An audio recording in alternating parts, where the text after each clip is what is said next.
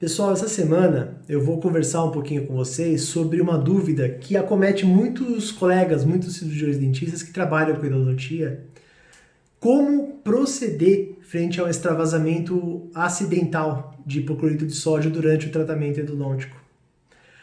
O hipoclorito é uma substância que há muitos anos é utilizada na odontologia, há mais de 100 anos ele está presente nos nossos consultórios, devido à sua excelente capacidade antimicrobiana. Então ele é uma excelente substância bactericida e também com uma capacidade de molhamento, uma capacidade de penetração no interior do canal muito grande devido à sua baixa tensão superficial. Além disso, é uma substância barata e fácil de ser encontrada, é totalmente acessível ao colega cirurgião dentista. E uma das principais características do hipoclorito de sódio, e até por isso ele é usado bastante na odontologia, é a sua capacidade de dissolução tecidual. E é exatamente essa capacidade de dissolução tecidual que dá essa característica tóxica, essa característica perigosa para o hipoclorito de sódio, uma vez que ele é extravasado via forame apical aos tecidos perirradiculares. A primeira coisa, quando a gente pensa em extravasamento de hipoclorito, melhor do que você intervir frente a um extravasamento de hipoclorito é tentar evitar. Então, uma irrigação cuidadosa, sem pressão no êmbolo da seringa e principalmente sem o travamento da agulha dentro do canal radicular. Uma vez que a agulha se encontra solta dentro do canal e você faça uma leve pressão para liberar o hipoclorito de sódio, ele vai ter um espaço para fazer o refluxo. Ele não é empurrado para além do forame apical. Só que uma vez que você tem o travamento da agulha, você deixa de ter esse espaço para ele ter o refluxo e às vezes uma pressão muito leve no êmbolo da seringa pode promover esse extravasamento além do ápice, provocando efeitos graves, efeitos terríveis nos pacientes. Durante o tratamento endodôntico, a primeira coisa que a gente vai observar quando a gente está frente a frente a um extravasamento de hipoclorito é uma dor intensa. O paciente, mesmo anestesiado, ele vai relatar uma dor forte, uma dor intensa, coincidente com o momento que você está fazendo a irrigação do canal. E muitas vezes você vai observar um sangramento abundante, vem um sangue vivo, um sangue bem vermelho e abundante, preenchendo aquela hemorragia intensa vindo de dentro do canal. Isso é muito notado em casos de extravasamento de hipoclorito de sódio. Em algumas situações também, imediatamente após o extravasamento do hipoclorito, você já começa a ver um rubor, começa a ver uma vermelhidão, muitas vezes até um edema associado ao local do qual o colega está intervindo. Então são sinais que durante o tratamento você já imagina que houve acidentalmente o extravasamento de hipoclorito de sódio.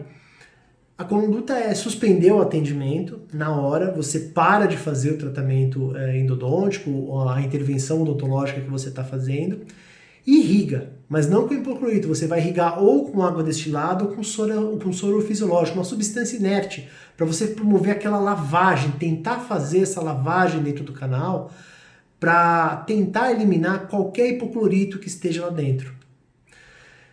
Fecha o dente, coloca lá uma medicação que você preferir, independente do tipo de medicação que você tenha no consultório, seja hidróxido de cálcio, seja outro tipo de medicação que você esteja acostumado a usar, e explica para o paciente o que aconteceu.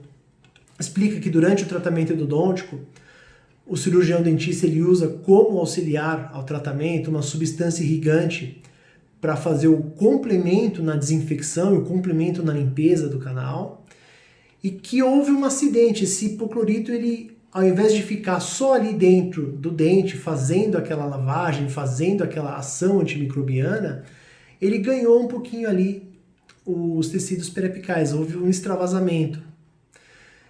Explica para o paciente que essa substância ela é altamente agressiva aos tecidos vivos e que o paciente, por isso que ele vai sentir essa dor intensa, e que provavelmente depois ele está sujeito a continuar a ter essa dor durante alguns dias. Um edema pode ser formado e aquele manchamento, aquela vermelhidão no local, muitas vezes é consequência. Fica como uma sequela durante alguns dias até o organismo reabsorver todo esse processo. Então, o paciente tem que estar preparado para isso, porque senão ele assusta.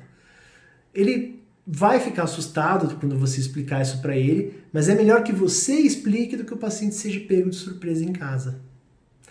Frente a isso, explicando o que está acontecendo para o paciente, a gente já tem que ter na nossa cabeça 3 coisas que provavelmente aconteceram. Primeiro, eu vou ter necrose tecidual. O hipoclorito ele é uma substância com alta capacidade de dissolução de tecidos orgânicos. Então essa característica cáustica nas células ali da região periapical, nas células vivas ali da região periapical, eu estou sujeito a ter necrose tecidual. Então algumas células vão ser necrosadas. Frente a essa necrose tecidual, qual que é o problema da necrose? Possibilidade de uma contaminação bacteriana. Tecido necrótico é um prato cheio para a bactéria se reproduzir. Vai servir de substrato para essa bactéria. Então eu vou ter obrigatoriamente que entrar com algum regime antibiótico. Então, uma vez que eu tenho o extravasamento de hipoclorito, um dos medicamentos que a gente vai utilizar, e a gente vai passar aqui para vocês qual é esse medicamento e a dosagem, o tempo de uso, é o antibiótico. Tá? Então, por conta da necrose tecidual, por conta desse risco iminente de uma infecção, eu vou ter que entrar com um regime antibiótico nesse paciente. A segunda injúria que eu promovi no paciente com extravasamento de hipoclorito é essa resposta inflamatória. Qualquer trauma num tecido vivo, eu vou gerar como consequência todos aqueles eventos da resposta inflamatória clássica. Vasodilatação, aumento da permeabilidade vascular para tentar trazer mais células de defesa para tentar controlar esse processo de agressão. Edema e vermelhidão e aquele rubor. Então eu vou ter que entrar com algum regime anti-inflamatório também para tentar amenizar esse processo. A resposta inflamatória ela vai continuar ocorrendo. A gente sempre tem que lembrar, e tem outros vídeos aqui do canal que fala isso, que a resposta inflamatória é o caminho da cura.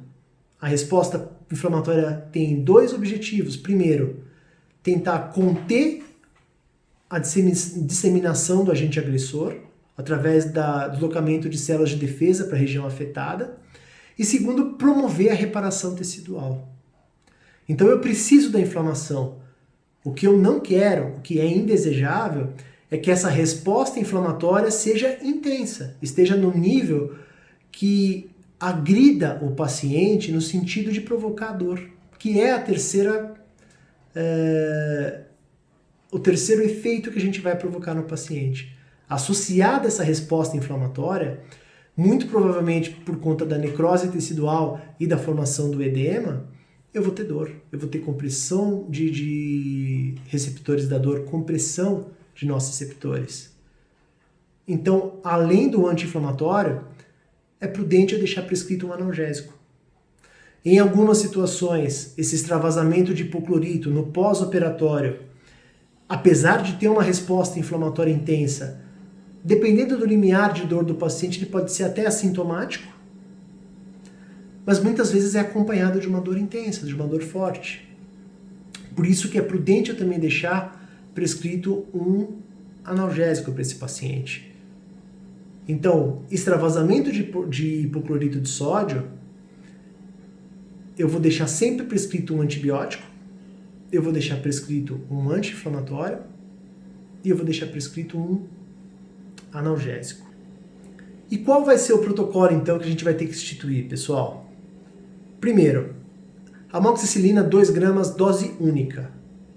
É o mesmo protocolo que a gente usa na antibiótico-terapia profilática. Tem vídeo aqui no canal falando sobre antibiótico-terapia profilática que é aquele regime antibiótico que a gente vai usar para prevenir uma infecção. Prevenir uma infecção à distância. Então, se a gente imaginar que durante o extravasamento de hipoclorito eu vou ter necrose tecidual e essas células necrosadas pode servir de substrato e de uma situação favorável para a proliferação bacteriana, então é prudente a gente entrar com um antibiótico no regime de antibiótico terapia profilática, ou seja, uma dose única. Normalmente a gente vai usar amoxicilina 2 gramas. Pacientes alérgicos às penicilinas, a gente tem a opção da clindamicina 600 miligramas. Mas o importante é que eu não tenho necessidade, como eu vejo muitos colegas fazendo, de estender essa antibiótico terapia durante 3, 5, 7 dias que a maioria dos colegas fazem. Lembra que nesse momento a minha intenção é prevenir o aparecimento de uma infecção. E quando eu falo em prevenção de infecção, quando eu falo de antibiótico terapia profilática, a dose única ela vai ser muito bem utilizada, ela já vai ser suficiente para cumprir esse objetivo que é a prevenção de uma infecção. Durante o extravasamento de hipoclorito, eu não tenho como garantir que alguma bactéria ali foi levada junto ali para os tecidos periapicais. Normalmente, a gente já viu isso aqui no canal, em outros vídeos também eu falo um pouco disso. Essa bactéria que normalmente ela é extravasada através da nossa instrumentação ou através de um abscesso agudo, às vezes a bactéria espontaneamente, via forame apical, atinge os tecidos periapicais, ela é prontamente eliminada pelo sistema de defesa. Só que um ambiente vai estar favorável agora para a proliferação bacteriana. Eu vou ter células mortas devido ao extravasamento do hipoclorito. Então eu talvez preciso dessa ajuda do antibiótico nesse primeiro momento. Então a antibiótico terapia dose única normalmente é suficiente para cumprir esse papel de infecção, de prevenção de uma infecção. O segundo medicamento que eu vou usar é a dexametasona 4 miligramas e de preferência no consultório, dose única também. Esse primeiro momento é muito importante. A inflamação ela acabou de se instalar e eu não quero que ela cresça, eu não quero que ela evolua. Então a dexametasona, no comecinho ali da inflamação, ela tem uma ação excelente. E ela tem uma outra característica muito importante. Existem trabalhos que mostram que a meia-vida da dexametasona ela pode chegar até 50 horas. Então, com uma dose só, eu já vou ter o medicamento na corrente sanguínea agindo ali durante dias para tentar amenizar essa resposta inflamatória e para tentar automaticamente amenizar a dor. Quanto mais modulada essa resposta inflamatória for, talvez o paciente sinta menos dor. Um dos motivos do paciente sentir dor é a compressão que o edema faz nos nossos receptores, nas células receptoras de dor. Então é um anti-inflamatório muito bem tolerado pelos pacientes. Dificilmente você não vai poder usar um corticosteroide num paciente, principalmente se for dose única, então. Quase que 100% dos pacientes você vai conseguir usar a dexametasona com uma segurança bem alta. Vai evitar, em algumas situações, até um anti-inflamatório não esteroidal, que a gente sabe, a gente já viu também aqui no canal, que é talvez um dos medicamentos com mais efeitos colaterais para o paciente, principalmente se o paciente já tiver um comprometimento sistêmico, ou se ele já fizer uso contínuo de outros medicamentos. Os anti-inflamatórios não esteroidais, em grande parte das vezes, eles ou inibem a ação dos outros medicamentos ou eles potencializam a ação do outro medicamento que o paciente esteja utilizando. Além de ser altamente prejudicial para o fígado e para os rins. Então, se a gente puder evitar o anti-inflamatório não esteroidal, melhor. Por isso que a opção é o corticosteroide, que ele vai ter uma ação anti-inflamatória, ele também já tem uma ação anti-alérgica. A alergia a hipoclorito, na verdade, ela é rara, ela não acontece com muita frequência. Mas caso o paciente seja alérgico ao hipoclorito e não saiba, também já vai ter esse lado antialérgico. Mas o que a gente quer do corticosteroide é a ação anti-inflamatória que ele dá pra gente. E devido à meia-vida longa e por ser um anti-inflamatório muito efetivo, a gente vai conseguir usar uma dose única. E deixar prescrito a dipirona, 500 mg, 1 grama, a cada 4 horas, em caso de dor. Tem pacientes, como eu já falei para vocês, que não vão relatar dor, então a gente não vai precisar entrar com a dipirona. Mas é legal o paciente já ter isso prescrito, porque caso o limiar de dor dele seja mais baixo, ou caso ele realmente sinta uma dor mais exagerada, ele tem a dipirona ali para tentar, em associação com o anti-inflamatório esteroidal, hormonal que a gente entrou, que é o Decadron, essa dipirona ela tem um potencial de tentar ainda dar um conforto maior para os nossos pacientes. O paciente vai embora para casa, a gente vai manter esse contato constante com ele, é importante o paciente perceber que você está dando atenção, que você está acompanhando a evolução do processo, principalmente porque foi um acidente provocado pelo cirurgião dentista. Então é importante que a gente dê esse suporte para o paciente, orientar também o paciente num primeiro momento, fazer compressa com gelo, compressa com frio, para tentar evitar que o edema apareça num volume muito grande. E caso esse edema já esteja presente, aí fazer a compressa com água quente, com bolsinha morna. Esquenta no micro-ondas, aquelas bolsas térmicas, faz ali compressa com calor para tentar dissipar esse edema o mais rápido possível. Então sempre que a gente vai falar em compressa, seja gelado ou quente, para evitar que apareça o edema gelado, e isso tem que ser feito imediatamente após o trauma. Então nas primeiras horas o paciente vai aplicar frio na região, e depois do edema já instalado, o calor pela vasodilatação vai fazer esse edema se dissipar com uma velocidade maior. Então a tendência é o edema ir diminuindo numa velocidade maior desde que se aplique o calor. Tá? Espero que tenha contribuído um pouquinho para esclarecer algumas dúvidas. Às vezes alguma coisa que eu deixei de falar, outras dúvidas podem aparecer aqui, deixa aqui no comentário. E não desejo para vocês que tenha esse tipo de acidente, porque para quem tem é muito chato, porque o dentista assusta de ver a repercussão